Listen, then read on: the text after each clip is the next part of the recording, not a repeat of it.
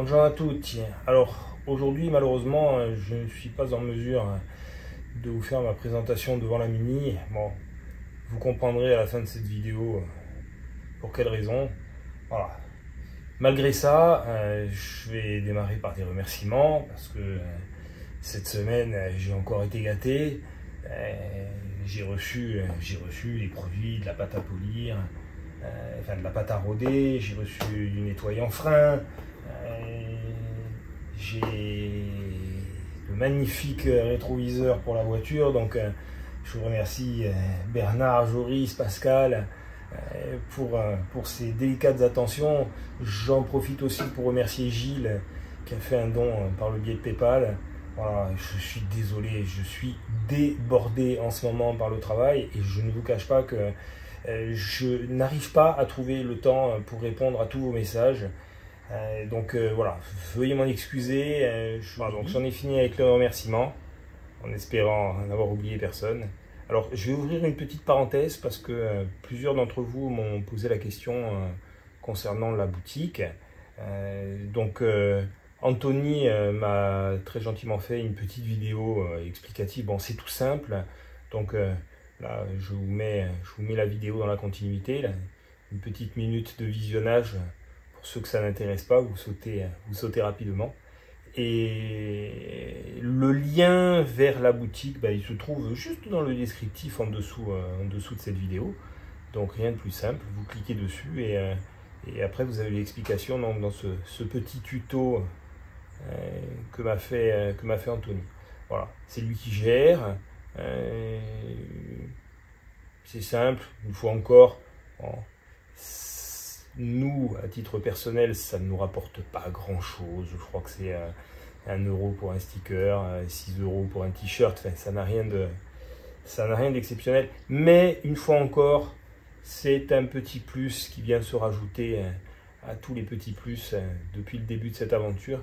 Et ça va indéniablement nous servir à un moment donné. Voilà. Donc, faites-vous plaisir. Je trouve une fois encore le logo juste magnifique. Je remercie Marc qui nous a franchement gâtés avec cette magnifique déco. Et voilà, faites-vous plaisir, je me répète, n'hésitez pas à commander.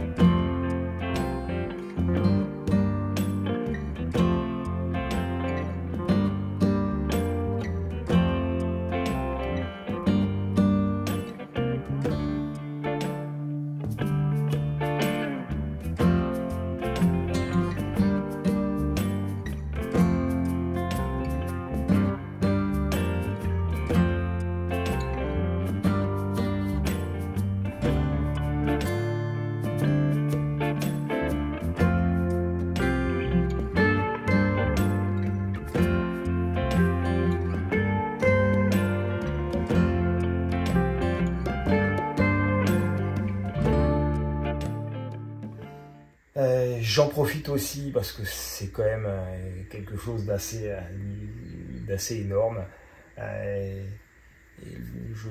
Lorsque j'ai mis la vidéo sur le scooter Lambrette, dernièrement, il se trouve que un des abonnés de la chaîne a reconnu la touche personnelle de son père. Voilà.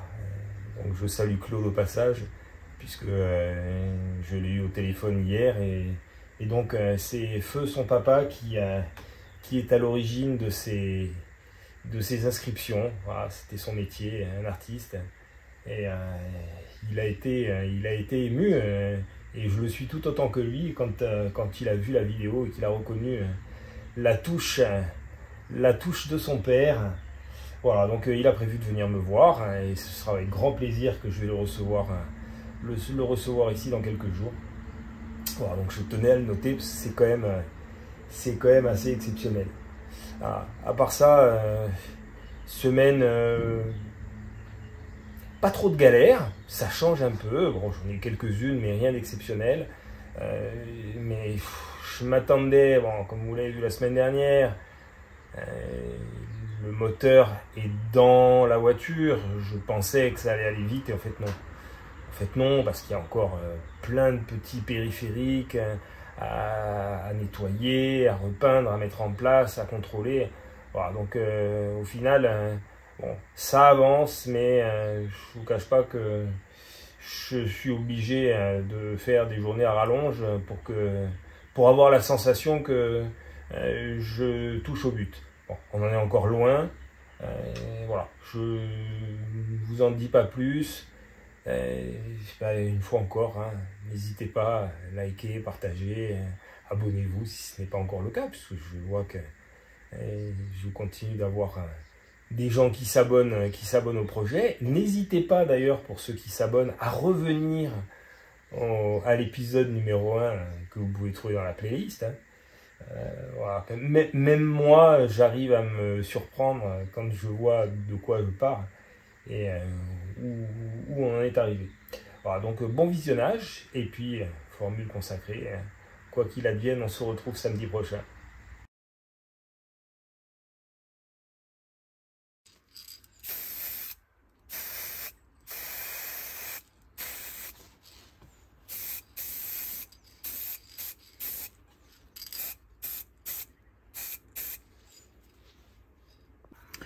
Bon, je viens de sortir l'ancienne butée d'embrayage.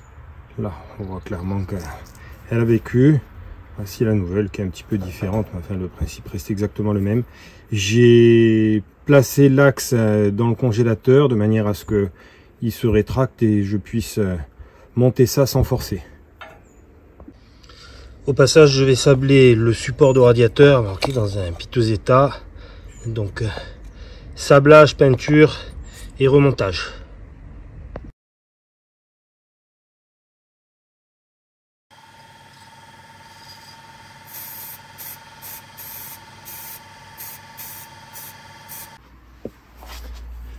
Alors, avant de mettre ma pièce en peinture, comme je l'ai sorti et que je l'ai touché avec les doigts, je mets un coup de dégraissant, de nettoyant frein. C'est juste, bon, là, la pièce, elle n'est pas parfaitement sablée, mais là, déjà, rien que pour la sabler comme ça fait plus d'une demi-heure que je suis dans la cabine, donc je vous cache pas que ça fait beaucoup. Mais par contre, bon, là, il fait très chaud. Ça fait plusieurs jours qu'il pleut pas, donc le taux d'hygrométrie est quand même assez faible. Donc le risque, une fois que j'aurai pas ma pièce, le risque que la rouille reprenne par en dessous, je vais pas dire qu'il est quasi nul, mais enfin il est quand même assez faible, surtout pour une pièce qui est restée, quand on voit dans quel état elle est restée quand même plus de 30 ans dehors après avoir brûlé, donc sans plus aucune protection. Donc là, clairement, ma couche de peinture va largement suffire. Par contre, je mets un petit coup de nettoyant frein, juste, ça m'a été rappelé très justement par l'un d'entre vous, je laisse des traces par sudation, hein, je peux laisser des traces de chlorure de sodium, hein. On transpire également du sel, et ça c'est susceptible de faire repartir de la corrosion. Donc un petit coup de nettoyant frein, ça suffit, et après je mets en peinture.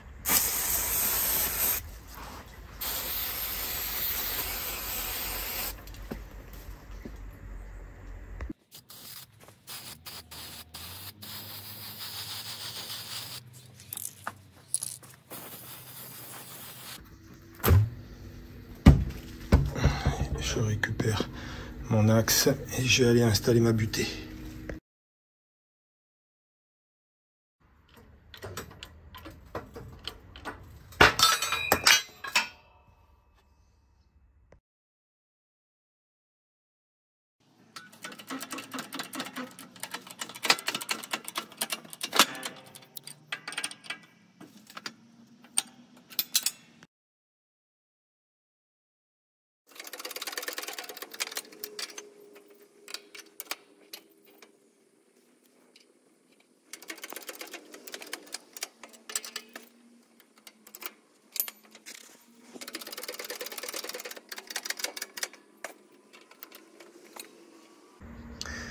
Bon, le problème, vous ne l'aurez pas compris, mais je vous l'explique.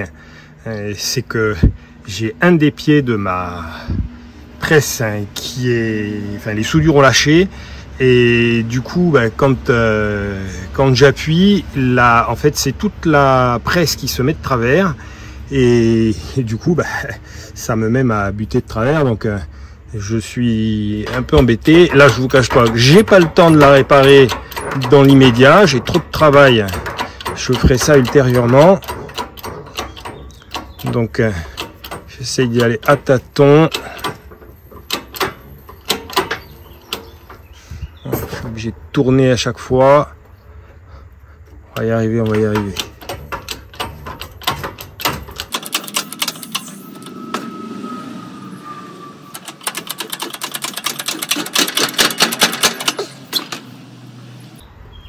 Allez, impeccable.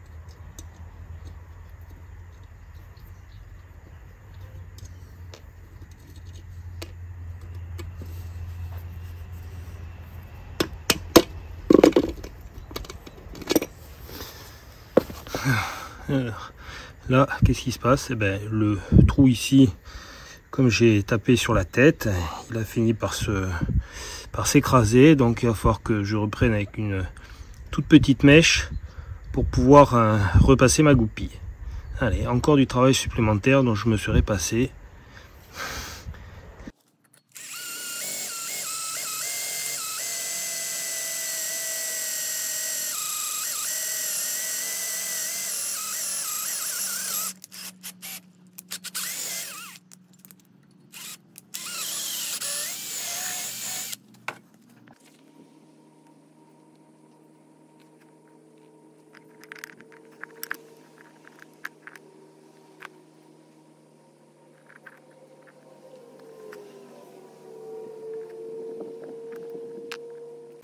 Ça y est, le diaphragme renforcé est en place. Je remets maintenant ma cloche d'embrayage.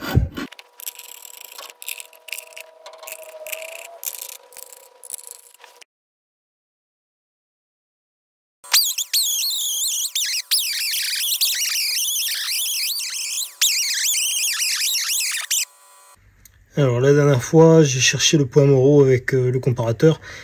En fait, sur les anciennes versions, sur le volant moteur, il y a une marque, donc 1.4, qui signifie donc cylindre numéro 1, cylindre numéro 4 au point mort haut. Il suffit simplement de le faire coïncider avec la petite pointe qui est sur le carter.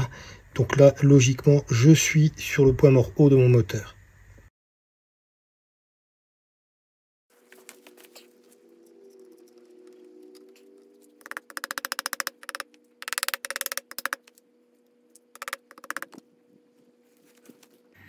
Alors, on arrive sur les choses sérieuses. Enfin, je m'amuse à le dire à chaque fois. Mais, oui, bon, on va dire que ce sont des choses sérieuses.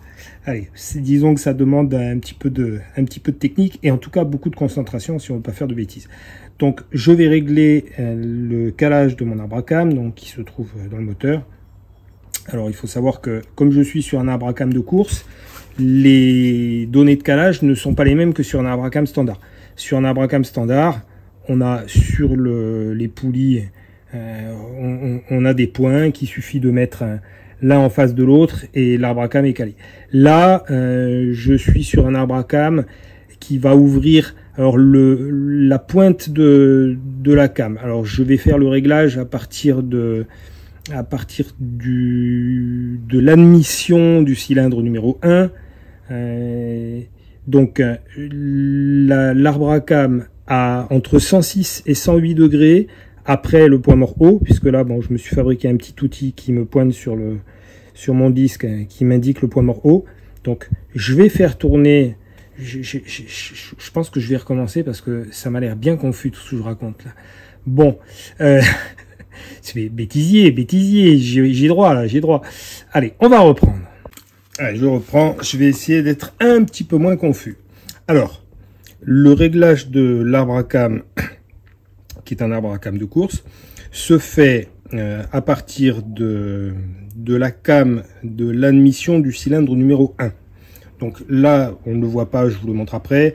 En fait, j'ai installé le comparateur sur le poussoir, donc sur l'admission du cylindre numéro 1.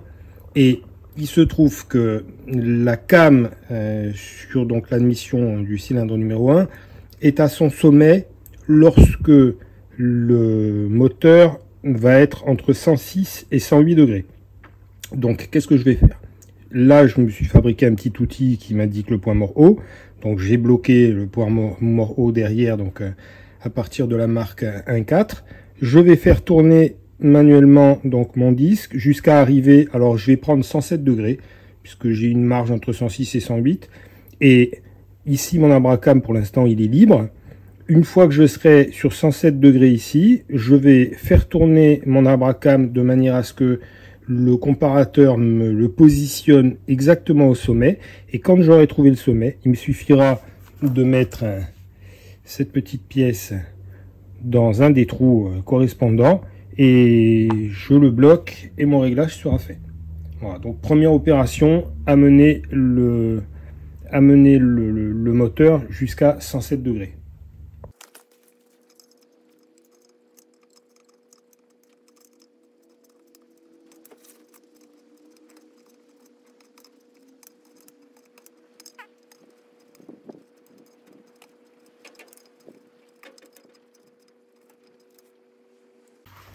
Voilà, alors j'ai positionné, donc je suis sur ma tige de culbuteur sur l'admission cylindre numéro 1. J'ai positionné mon comparateur comme ça, donc au fur et à mesure, quand elle va monter, voilà, à un moment donné, elle va s'arrêter et elle va repartir dans l'autre sens. Donc il faut que je trouve la zone où ça s'arrête et ça repart. Bon, il y a un petit laps de temps où ça reste au sommet, donc il faut que je trouve le milieu. Voilà, ça demande un petit peu de précision, mais c'est pas quelque chose de très compliqué à faire si on fait les choses dans l'ordre.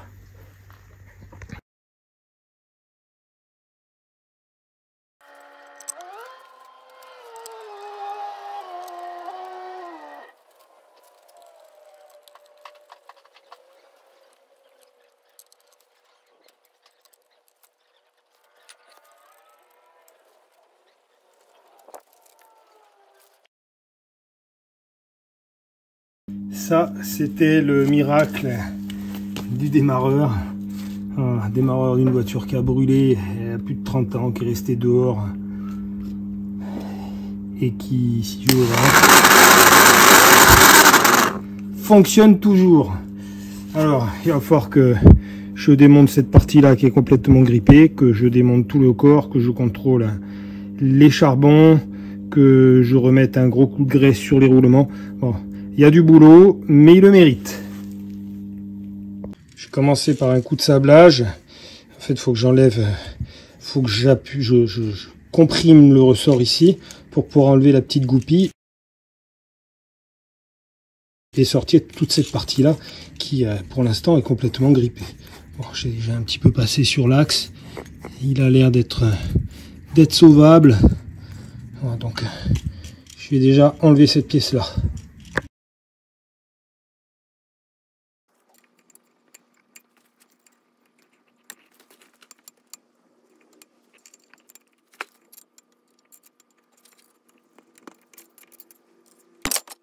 Allez, on remet ça.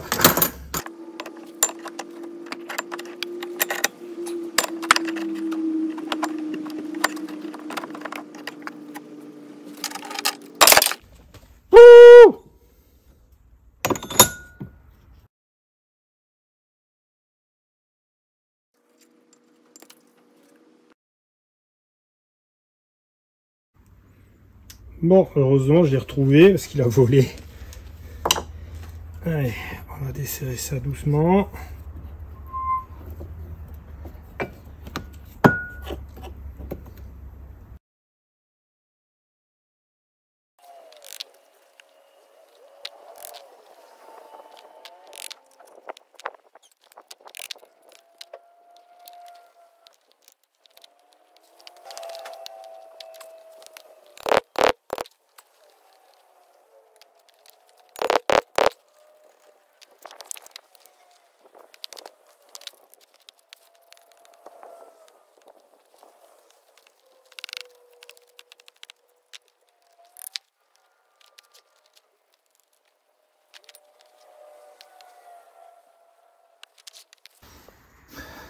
Voilà, le démarreur est complètement démonté. Bon, je peux même enlever ici les charbons qui sont en bon état. Je pense qu'ils sont encore largement utilisables. Voilà, donc il va falloir bien nettoyer toutes ces pièces, les graisser. Il va falloir que je refasse proprement à la portée ici, que je dérouille tous les axes. Bon, même si là les portées sont plutôt pas mal. Idem sur ces pièces là. Et je remonte. Alors un coup de peinture bien entendu là-dessus. Après nettoyage. Et je remonte. Et toutes les pièces du démarreur sont nettoyées, sablées, enfin microbillées. Bon, après c'est pas parfait non plus. En même temps il y a quand même des traces de rouille qui vont être compliquées à enlever. Donc je vais m'attaquer au remontage.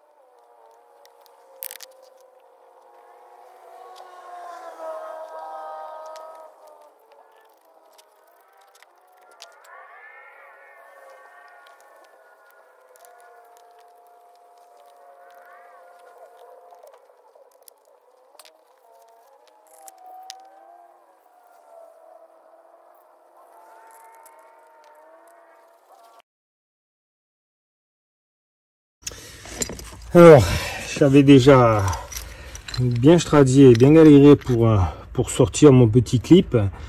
Là, d'essayer de le remettre, c'est juste pas possible. Donc, je me suis fabriqué un petit compresseur de ressort maison avec 2 rondelles. C'est des rondelles qui viennent, c'est que la récup, hein, des rondelles de suspension, si ma mémoire est bonne. Voilà, donc, je place mon outil comme ça.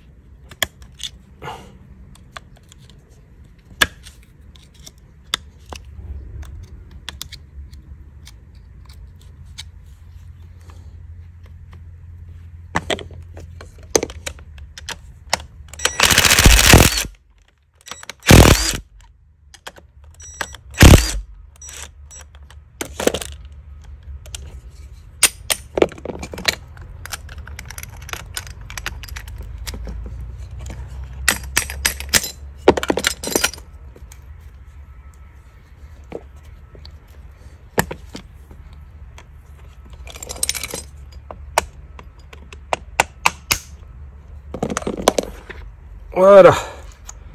Bon, ben, il n'y a plus qu'à tester.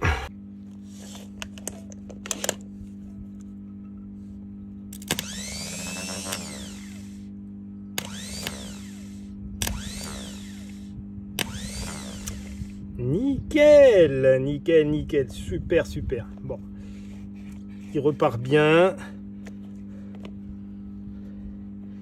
Là, je suis directement sur le booster.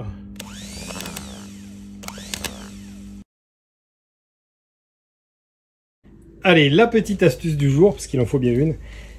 Là, je suis sur les CN blocs du moteur. Alors, le souci sur les Austin, c'est que quand on doit accéder, par exemple, demain, je sais pas, vous devez changer l'embrayage, donc vous avez la cloche d'embrayage à sortir. Les boulons qui maintiennent le moteur par le biais de ces CN blocs, ils sont quasi inaccessibles. Enfin, il faut se contorsionner, il faut avoir des petits doigts. Enfin bref, la petite astuce pour éviter ces problèmes, parce qu'en fait le souci il est de passer l'écrou, de maintenir l'écrou pendant que de l'autre côté du berceau on met la vis. Donc l'idée elle est toute simple. Je vais mettre un petit point de soudure ici de manière à maintenir l'écrou sur le CN block, et comme ça si demain j'ai besoin de le sortir, j'aurai juste besoin de le sortir de l'extérieur, ce qui est très rapide, et l'écrou sera toujours sur le CN block, donc ça sera facile et à démonter et à remonter.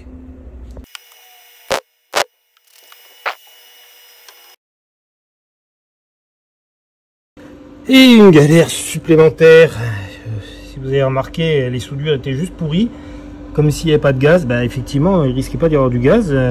Là j'ai dû démonter ma torche. Le tuyau d'arrivée de gaz c'est débranché, c'est déconnecté, je ne sais pas comment, mais voilà, donc il va falloir que je recommence ma soudure. Alors le coup de cheat à la fin, c'est juste pour éviter que la température, la chaleur se propage jusqu'au caoutchouc et ne l'altère, bon, même si le risque est minime, mais je préfère ne pas prendre ce risque.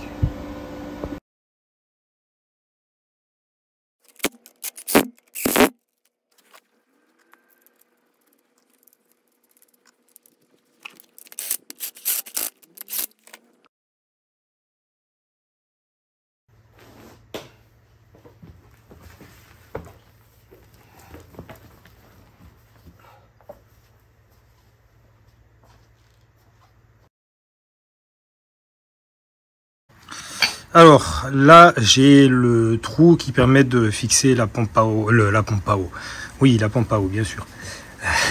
On reprend.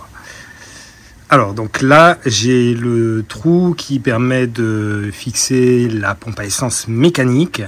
Voilà, sauf que sur les coupeurs, enfin les coupeurs S et les coupeurs à l'époque, il y avait une pompe à essence électrique, donc du coup il y avait une plaque que bien entendu je n'ai pas, mais j'ai récupéré un vieux carter de distribution qui de toute façon allait finir au recyclage, donc c'est de la tôle bien épaisse.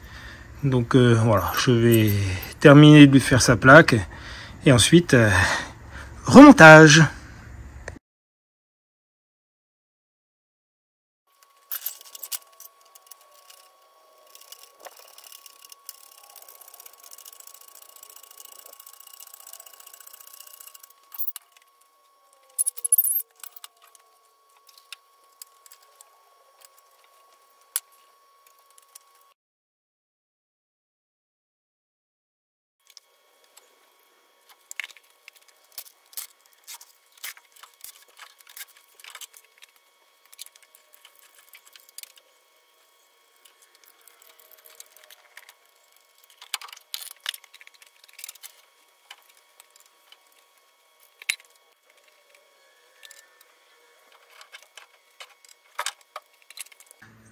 Juste pour vous donner une petite idée des conditions de travail. C'est 37,5. Je vous confirme qu'il fait chaud. Mais bon, il paraît que quand on aime on compte pas. Donc un petit peu de chaleur ne nuit pas. Et de toute façon, je veux claquer ce moteur dans la voiture.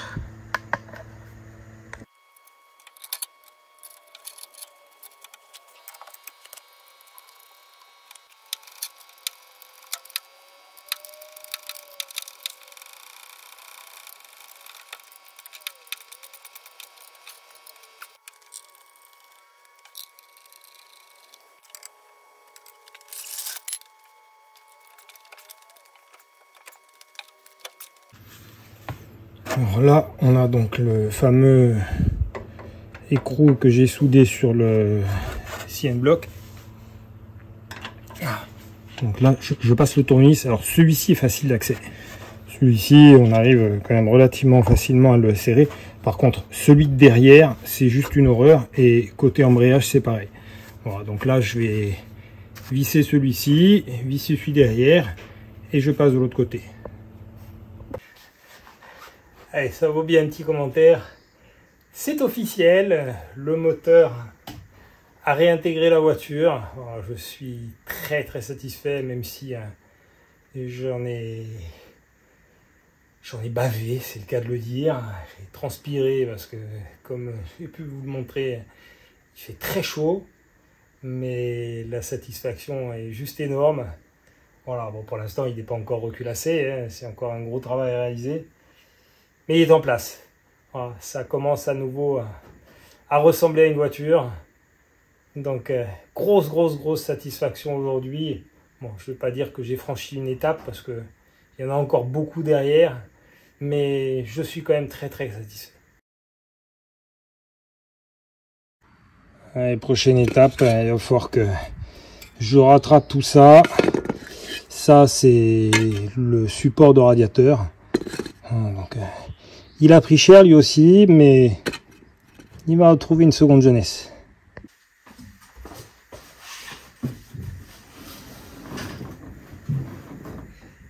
Il y a 5 mois de ça maintenant, j'étais en train de démonter l'épave numéro 3 et je ne sais pas si vous vous souvenez, je suis monté dans ce qui restait de la caisse et j'ai simulé un pilotage en disant que je m'y voyais déjà. Ben, là, je m'y vois de plus en plus et puis cette fois-ci, c'est la bonne voiture. Donc, un gosse, un vrai gamin qui découvre son jouet. Oh, puis la position de conduite, elle est impeccable. Ça va être nickel. Alors, je vais réenquiller donc mon arbre de transmission dans ma tête de cardan. Pour bien contrôler que vous ayez bien le petit clip ici, là, ce qui va permettre de bloquer l'arbre de transmission dans le cardan, sans quoi ça va se balader. Alors, pas de difficulté particulière. On le positionne, voilà, en lieu et place comme ça. On tapote un coup et c'est dedans. Voilà, maintenant je vais lui mettre un petit coup de dégraissant rapide, un coup de peinture. Je remets de la graisse avec un soufflet neuf et je remonte sur la voiture.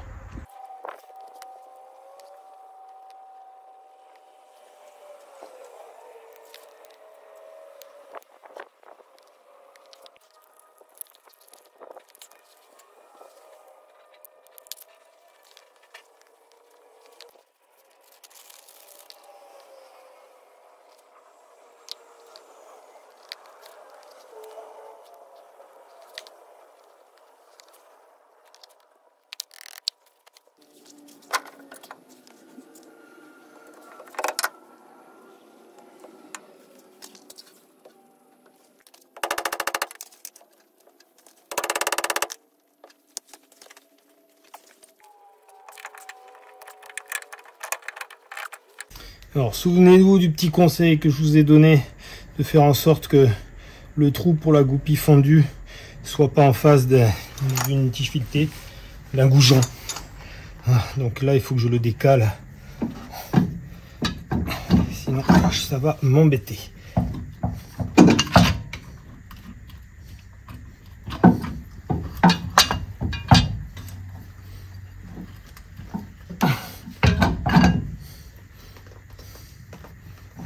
Voilà, là on est bien.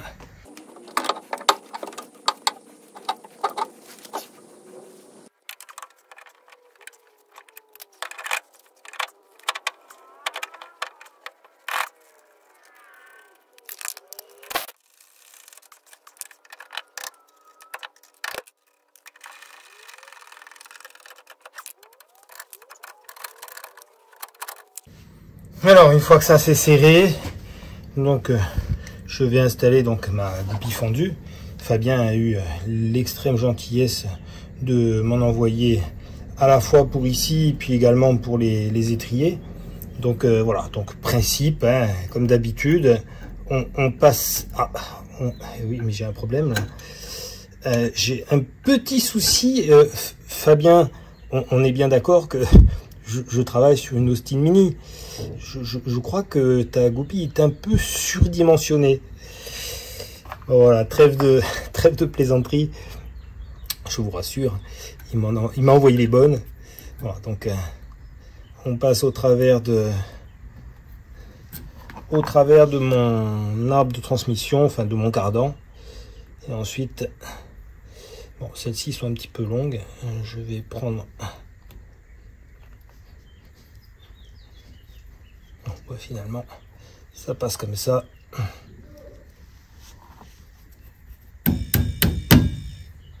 Allez, c'est fini, je remonte la roue.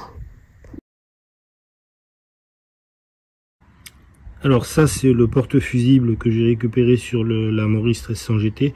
Donc là, on est sur du 1972. Bon, ce porte-fusible est mort, hein. Donc c'est juste pour avoir la date. Et pareil pour le solénoïde. Bon, là, apparemment, on est sur du 73. Donc, de toute évidence, c'est un véhicule de 73. Et certains éléments ont dû être fabriqués l'année d'avant et utilisés sur ce modèle.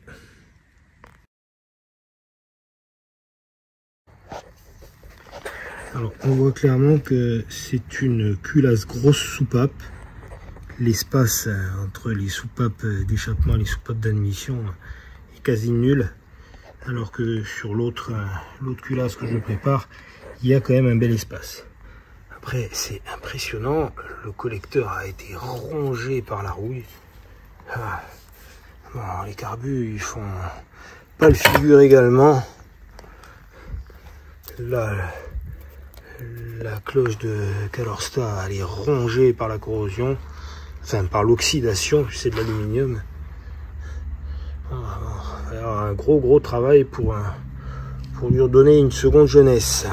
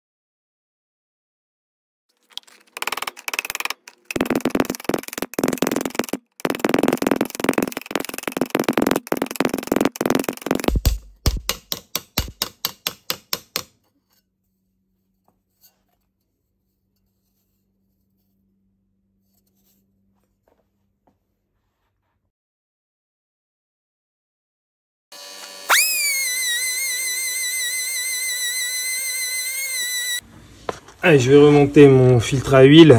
Bon, c'est les filtres ancienne génération avec des cartouches. Alors là, je suis allé chercher dans mon stock. C'est, à mon avis, ça doit faire au moins 20 ans que je l'ai celui-là. Voilà, donc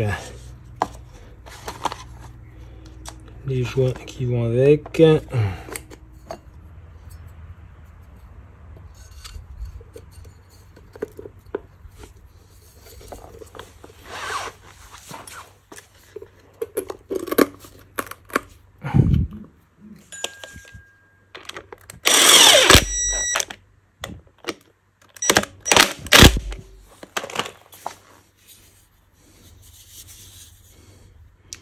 Allez, je remonte sur la voiture.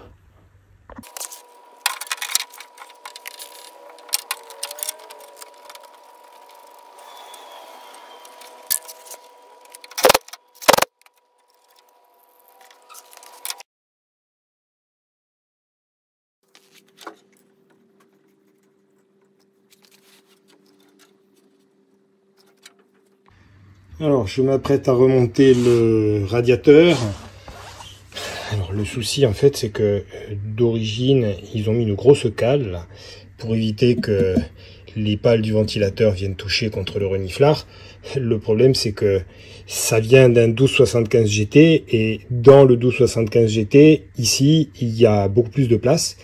Ce qui fait que moi, si je mets ma cale, je vais buter ici. Donc, il va falloir que je réduise la taille de la cale pour pouvoir juste le dégager un petit peu, parce que là, il me manque, allez, 3 mm pour que ça ne touche pas, et de manière à ce que les pales du ventilateur ne viennent pas en contact avec le radiateur. Le plaisir de remonter mon ventilo, hein, c'est bien celui-ci. 5 mois qu'il attend. Alors, par contre, attention, un conseil que je donne aux amateurs d'Austin, le ventilateur, il pulse l'air vers l'extérieur. Donc, il tourne dans le sens inverse des aiguilles d'une montre. Donc, attention à l'orientation des pales. J'ai déjà vu des ventilateurs mis de l'autre côté et qui, du coup, au lieu de refroidir le radiateur, il pulse l'air chaud vers le moteur et au bout d'un moment, ça chauffe tout simplement. Voilà, donc petite précision à ne pas négliger quand on remonte le ventilateur.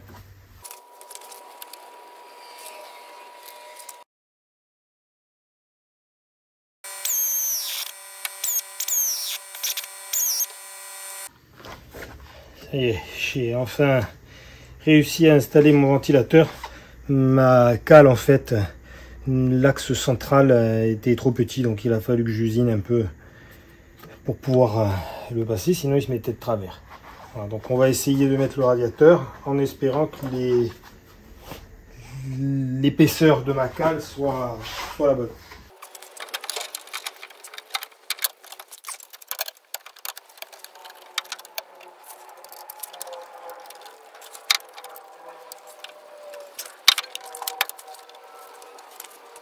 Je ne peux pas malheureusement raisonnablement tout filmer, mais voilà, encore une galère supplémentaire. Alors finalement, j'ai dû encore changer la rondelle. L'épaisseur était trop importante. Donc je me suis embêté à l'usiner, à la retailler pour rien. Finalement, j'en ai mis une d'origine que j'ai trouvée dans mon stock. Voilà. Après, j'ai dû aussi déformer la patte inférieure qui maintient le radiateur. Voilà. Maintenant, ça tourne, ça ne frotte plus rien, parce que jusqu'à présent, ça frottait. Donc, j'ai terminé, je vais passer à la suite. Allez, je mets en place les CN blocs.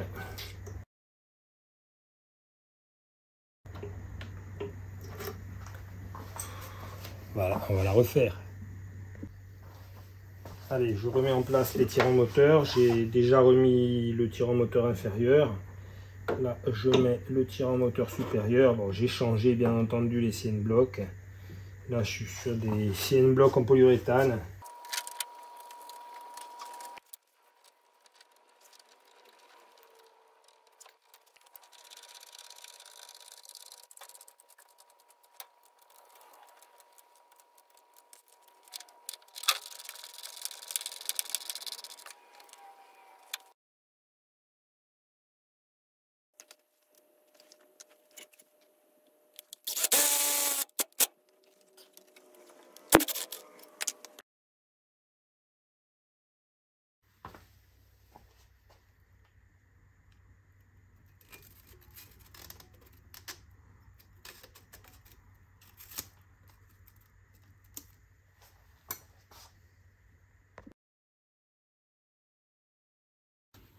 Alors ça c'est le vase d'expansion que j'ai récupéré sur la Morris 1300 GT.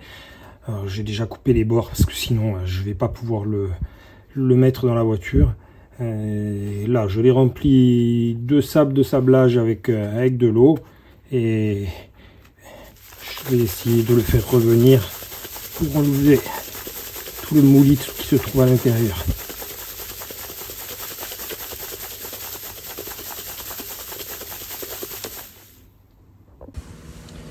Il m'a été reproché d'être un tueur de guêpes, mais je sais aussi, voilà, elle m'enquiquine un peu parce qu'elle vient boire pendant que je suis en train de... Allez cocotte, laisse-moi travailler tranquillement. Non, elle veut pas, elle a soif, hein. Bon, en même temps je la comprends, il fait 35 degrés, même les animaux ont soif. Allez, allez, allez. Allez, tu as assez bu. C'est bon.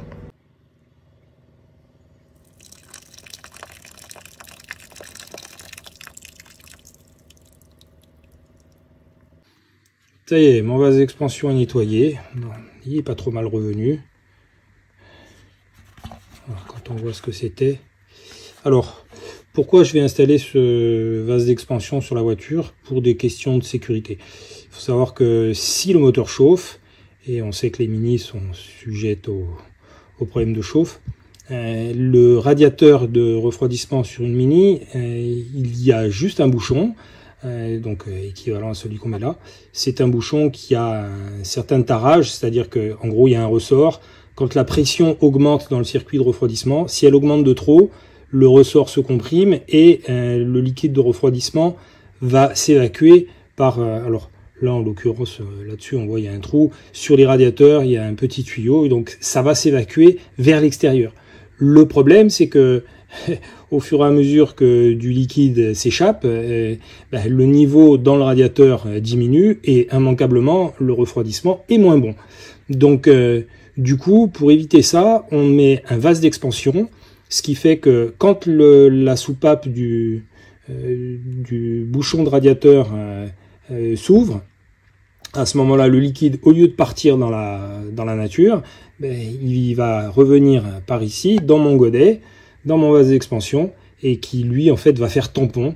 Ça va éviter, d'une part, de perdre le liquide de refroidissement, et d'autre part, ça va limiter les problèmes de chauffe. Alors, c'est assez exceptionnel pour que je le relève. Donc ça, c'est le bouchon du vase d'expansion. On voit, est dans un piteux état, c'est le cas de le dire, et aussi extraordinaire que ça puisse paraître, le caoutchouc ici, donc qui fait l'étanchéité, il est encore tout souple. Il a conservé sa souplesse d'origine. Alors vous allez me dire, c'est pas pour le prix d'un bouchon de réservoir. Effectivement, je suis entièrement d'accord. Mais d'un autre côté, le plaisir de redonner un second souffle à certaines pièces, et celui-ci, pourquoi pas, après tout. Le problème sur ces pièces-là, souvent, c'est que le caoutchouc ici finit par sécher, se bouffer, et il fait plus étanchéité. Là, c'est pas le cas, donc je vais lui mettre un coup de microbillage, et puis je pense un petit coup de peinture derrière, et puis il va repartir pour un tour. Bon, je ne vais pas insister sur le sablage parce que il y a vraiment des zones de faiblesse. Là, il y a déjà 2 trous qui sont apparus. Après, c'est juste le capuchon, ça c'est pas gênant. Ce qui est important, c'est la partie du caoutchouc, c'est elle qui, et puis la partie ressort, c'est cette partie-là qui est importante. Voilà. Et j'ai envie de dire, c'est un peu comme les impacts de balles. Voilà, je laisse 2-3 marques de ce que ça a été. J'aime bien.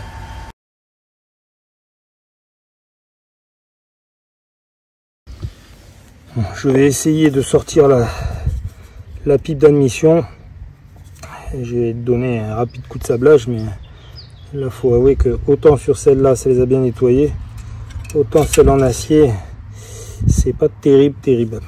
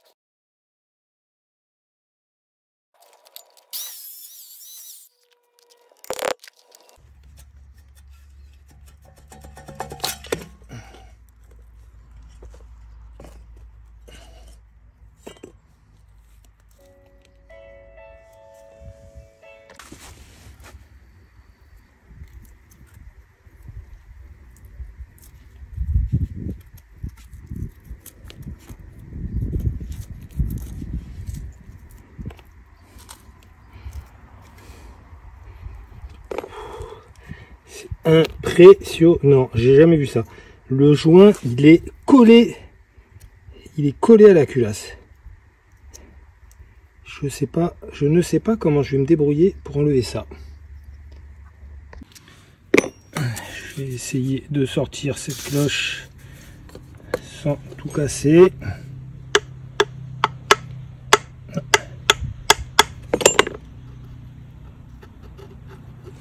Elle vient. Ah. Hop, hop, hop, hop, hop.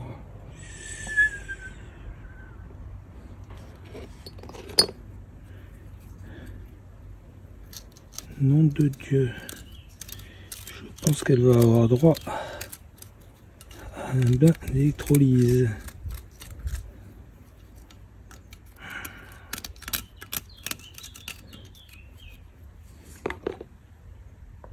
Je viens de démonter le robinet de chauffage. Bon, j'ai réussi à le dégripper. Alors ça je vais le mettre en neuf. Mais, il y a un mais, parce que pour avoir malheureusement déjà vécu l'expérience, ces anciennes versions étaient très solides.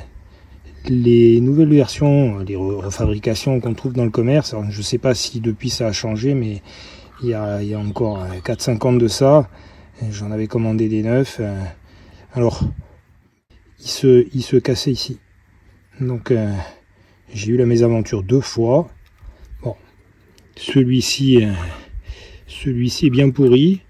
Mais je vais quand même lui mettre un petit coup de microbillage, juste pour le plaisir de lui redonner un autre aspect.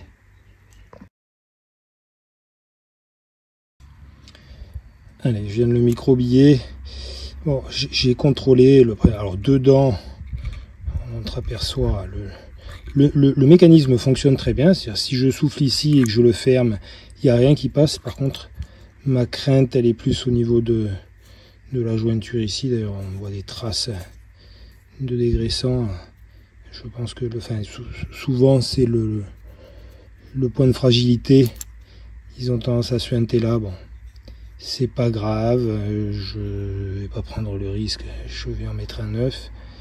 Mais voilà, c'était juste pour montrer que une pièce pouvait retrouver un aspect plus que très correct, alors qu'à la base elle était prévue pour la déchetterie.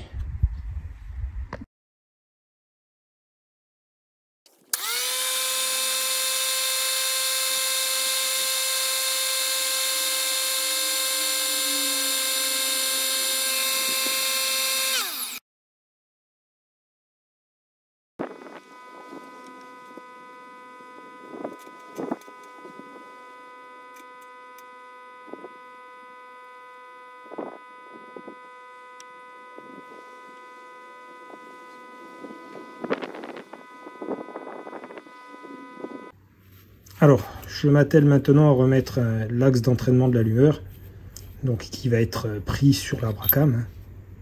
Donc pour commencer, pour faciliter la mise en place, j'insère une vis. Alors, sur la revue technique, il conseille de se mettre au point mort haut du cylindre numéro 1 et 4, et également que les soupapes d'admission et d'échappement sur le cylindre numéro 4, donc ce côté-là, soient en bascule. Voilà, donc c'est mon cas. Et à ce moment-là, il préconise de mettre la partie, alors je vais vous la montrer parce qu'il y a une partie étroite et une partie large.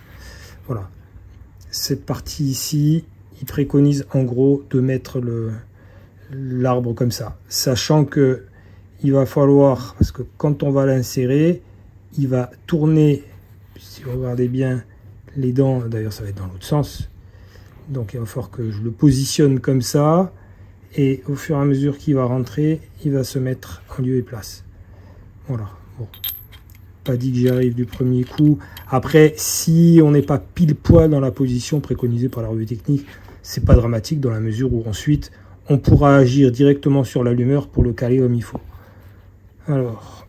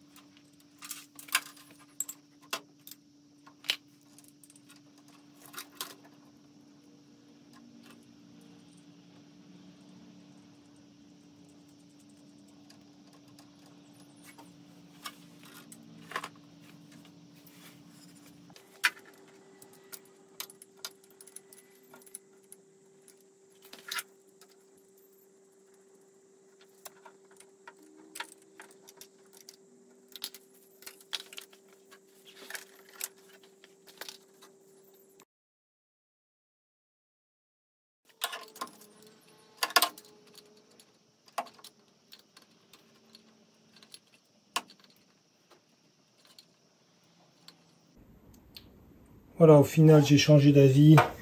Le tube qui relie au compteur de pression d'huile vertical me convenait pas. Donc là, j'ai mis ma sonde de pression d'huile et mon tube, comme ça, il peut longer la carrosserie. Alors, dans la série, rien ne se perd. Ça, c'est un des optiques de la Maurice 1300 GT que j'ai récupéré. Alors, vous allez me demander pourquoi je récupère ça, vu qu'a priori, il n'y a rien à récupérer dessus. En fait, si j'ai le faisceau électrique qui m'intéresse, pour une raison simple, c'est que là, ce sont des phares Lucas. Et sur le faisceau électrique que j'ai déjà monté sur la voiture, de toute évidence, il y avait des phares ciblés qui étaient installés, avec une différence au niveau de la connectique. Donc, vu que je n'ai pas en stock et que je n'ai pas particulièrement envie d'être obligé de faire des modifications, donc on va récupérer ce qu'on peut là-dessus. Voilà, c'est-à-dire ça.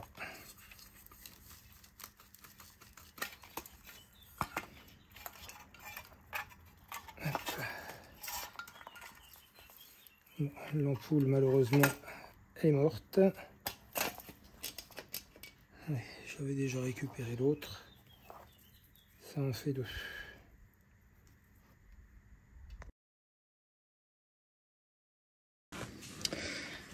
Bon, j'ai commencé à sabler la pipe d'admission, mais il faut avouer que on a l'impression qu'ils sont oxydés comme s'ils avaient séjourné dans la mer. C'est incroyable. C'est la première fois que je vois des pièces en aluminium, même sur le moteur que je remonte, c'était pas aussi oxydé que ça. Tous les ressorts des gicleurs sont rouillés. Enfin, c'est impressionnant. Alors, je vais essayer, de toute façon, à mon avis, là-dessus, à part la pipe d'admission, je suis pas sûr d'arriver à sauver grand-chose. Je suis curieux. Je voulais voir si je la mettais dans la queue à ultrasons, est-ce que c'était susceptible de faire partir l'oxydation. Bon, si c'est une idée comme ça, autant certains d'entre vous vont me dire que c'est du grand n'importe quoi. C'est sûr, elle n'est pas grasse, hein, il n'y a pas de résidus graisseux dessus. Bon, ça ne me coûte strictement rien d'essayer. De toute façon, c'est la machine qui va travailler. Et au moins comme ça, je saurai à quoi m'en tenir.